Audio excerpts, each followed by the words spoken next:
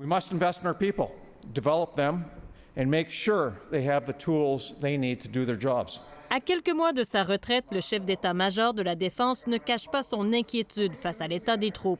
We must do this all with a real sense of urgency. Équipements, munitions, main-d'œuvre, tout manque. Un document interne de l'armée obtenu par CBC révèle que la moitié de l'équipement militaire est inutilisable ou tout simplement pas disponible. En cas de crise, moins de 60 des troupes seraient prêtes à être déployées pour joindre les forces de l'OTAN. We will do more. Devant un public où se côtoient militaires en uniforme et membres de l'industrie, le ministre de la Défense répète que le gouvernement en fera plus. It's going to require a significant increase in spending. Les alliés prennent des notes. Is not just politically symbolic. Il est vrai que votre participation active à l'OTAN n'est pas seulement politiquement symbolique, mais comme le dit le ministre, nous avons besoin que le Canada en fasse davantage, dit le sous-secrétaire général de l'OTAN. We're going to need more.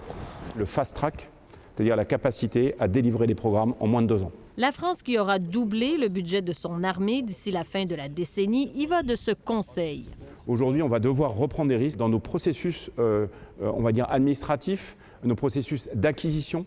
L'argent n'est pas tout, il faut briser les règles, selon le major général des armées. Il ne s'agit donc pas seulement de combien, mais aussi de comment l'armée investit. L'ancien gouvernement conservateur avait baissé les investissements dans les forces armées à moins de 1 % de notre PIB. Justin Trudeau, lui, ne veut pas porter seul le blâme. Nous avons augmenté de près de 70 %. La guerre en Ukraine, le conflit au Moyen-Orient ou encore la protection de l'Arctique, ce sont autant de fronts qui justifieraient que le gouvernement accélère ses investissements militaires.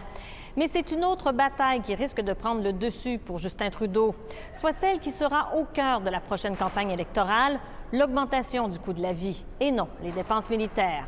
Ici Valérie Gamache, Radio-Canada, Ottawa.